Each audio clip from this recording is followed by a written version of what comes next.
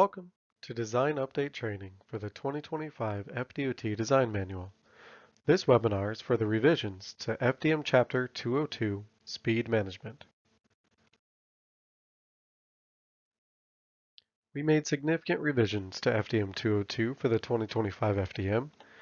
These revisions were based on FDOT experience implementing speed management strategies over the last several years.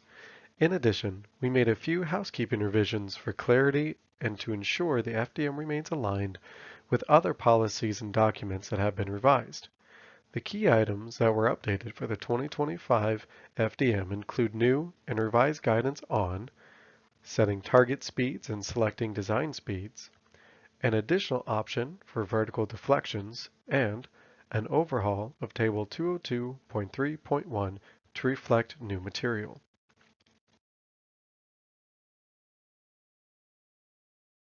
We removed some of the backstory material that was appropriate in the early editions of this chapter. The backstory is no longer needed, now that speed management is an everyday part of our planning and design practices. We also revised FDM 202.1.1 for clarity and length, but these revisions do not modify any criteria.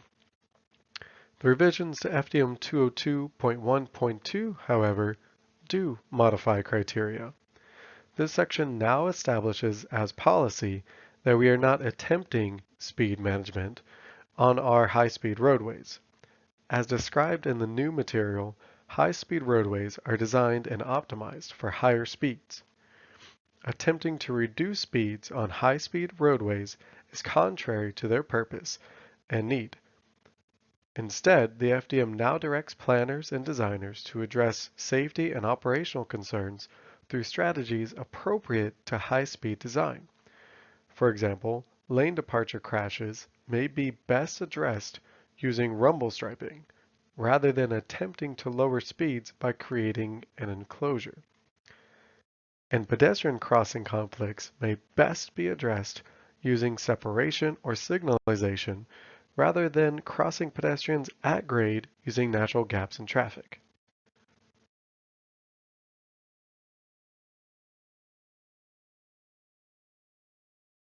We revised FDM 202.2.1 significantly, based on our experience with the implementation of target speed in design.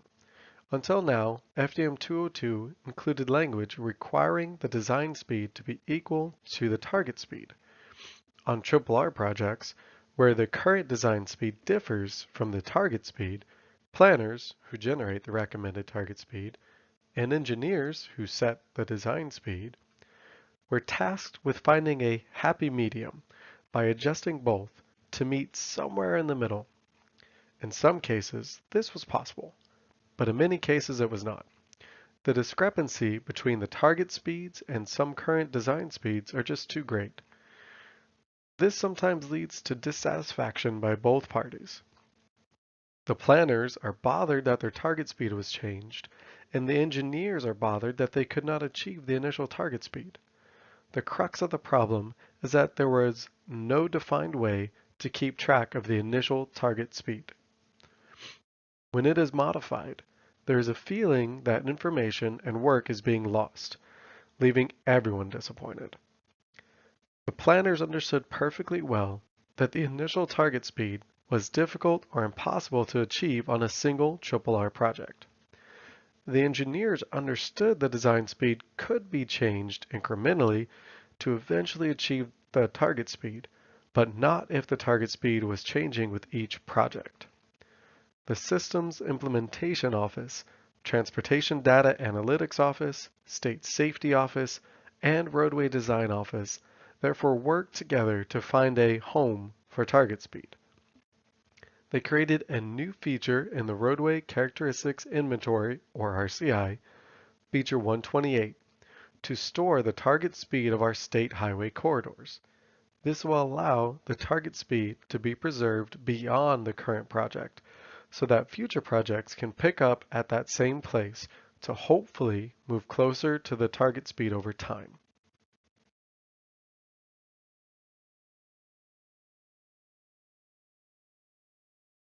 We made corresponding revisions to FDM 201, removing the requirement that the design speed match the target speed and requiring only that it comes as close as practicable to the target speed, which is now stored in RCI. This solution preserves the reality that speed changes may need to occur incrementally and preserves the use of these strategies in the FDM to move the ball closer to the target speed over time.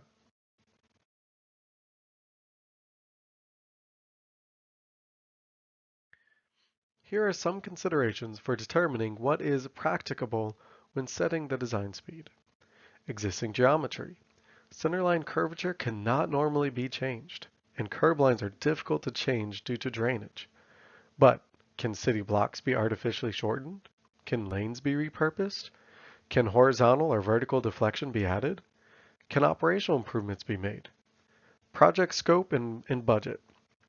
A safety project may have access to significant funding.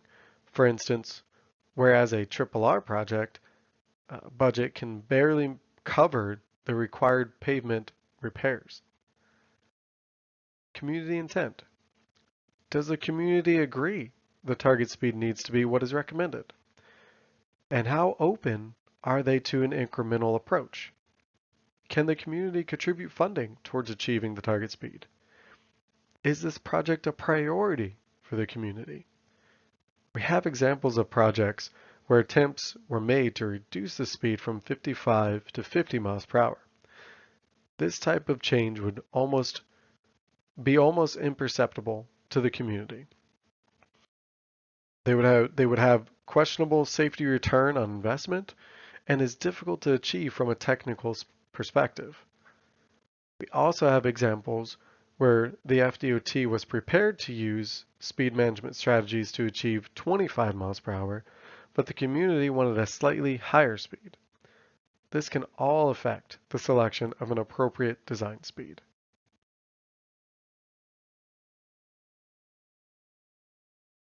So let's talk about design speed selection. FDM 202.2.2 goes into much more detail. We introduced FDOT's design speed categories. These are mentioned in FDM 201, but have not been widely considered as part of this discussion.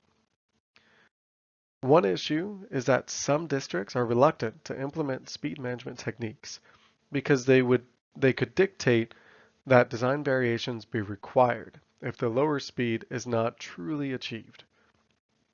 The engineers felt like the proposed target speed was an overreach in terms of what could be achieved, but also wanted to accommodate their planning partners. The engineers' concerns were valid because the design speed categories define important thresholds where design criteria change. For instance, between 35 and 40 mile per hour, 10-foot lanes are replaced by 11-foot lanes, and between 45 and 50 miles per hour, 11-foot lanes are replaced by 12-foot lanes. At 45 miles per hour, an on-street bike lane can be marked, but at 50 miles per hour, we do not provide bike lanes, only unmarked shoulders. Other important criteria, such as lateral offset, also change based on these design speed categories. We have recognized that changing speeds within a category is not especially significant because the criteria do not change very much within each category. But changing speeds between different categories can be much more significant. For instance, if a designer places street trees as close as 18 inches from the face of curb to create an enclosure in pursuit of a 30 mile per hour target speed, but only achieves 40 mile per hour, the street trees would require design variation because at 40 miles per hour, the required offset is 4 feet, not 18 inches. This can negatively affect the purpose of the project. Staying within the current design speed category typically avoids these concerns. The revised language does not prohibit crossing between design speed categories. However, it does caution that doing so will likely require a lot more effort to achieve the target speed. On projects with a limited scope, time, or budget, this may not be the best approach. This new language gives the engineer a sound basis for disagreeing with a proposed target speed. We have seen time and time again that when we give our engineers an option to say no, they will try even harder to find a way to say yes in places where yes really is a better solution.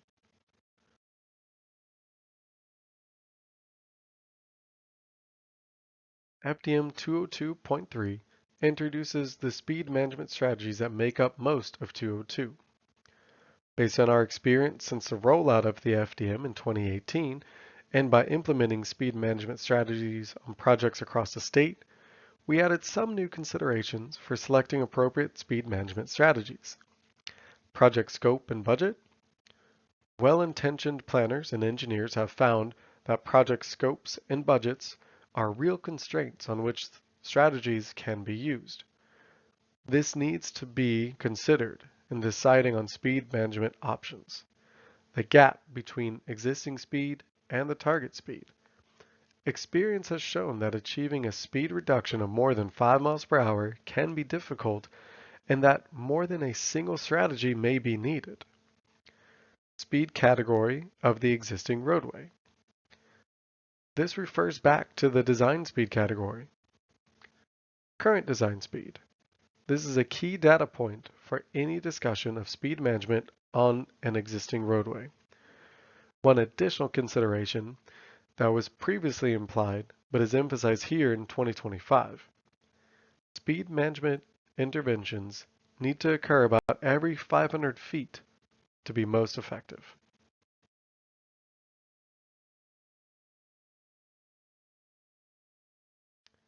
An additional option for vertical deflection is another major update to the 2025 FDM. In response to experience from the districts and community feedback, we now offer an additional raised crosswalk or speed table for higher speeds of 30 to 35 miles per hour. The new option is referred to as a Type 2 raised crosswalk or speed table. The original option is now referred to as Type 1 and has been returned to its original 25 miles per hour design speed. Raised intersections have also been returned to a 25 mile per hour design speed. The new Type 1 and Type 2 designs are included within Developmental Standard Plan D520-30.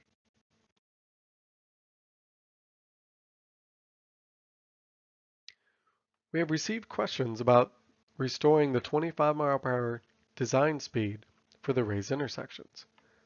Last year, these were permitted up to 30 miles per hour, but at the time we had only one vertical deflection design for raised crosswalks and speed tables. Now that we have a lower speed and higher speed version of vertical deflection, the raised intersection has been restored to the lower speed of 25 miles per hour. Raised intersections are not a preferred device on this state highway system, where we typically need to accommodate freight traffic. Raised intersections are therefore limited to only our lowest design speeds of 25 miles per hour.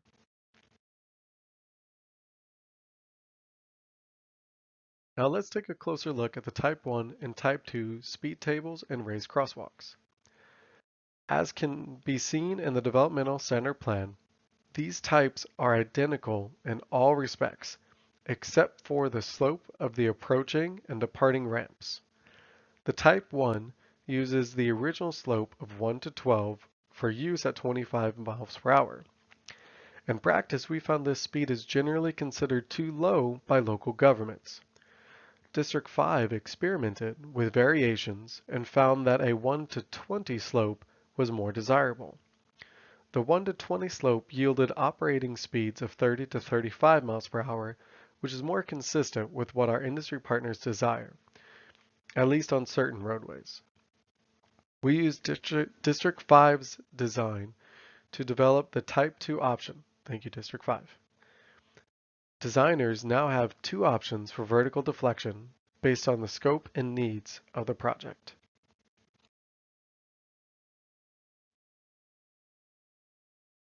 This table was added to Developmental Standard Plan D520-30 to provide the parameters for the Type 1 and Type 2 raised crosswalks and speed tables.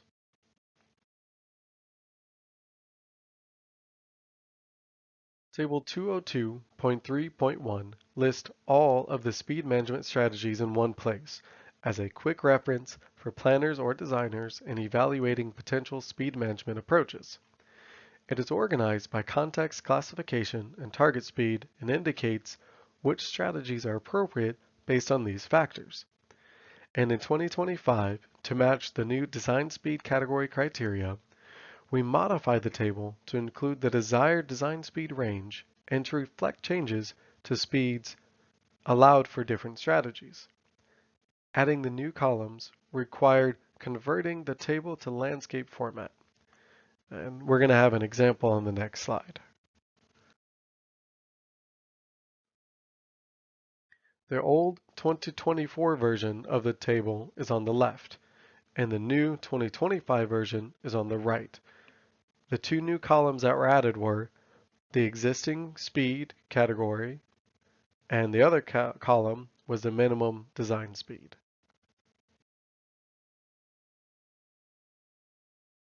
And this concludes the webinar for the update to Chapter 202. Thank you.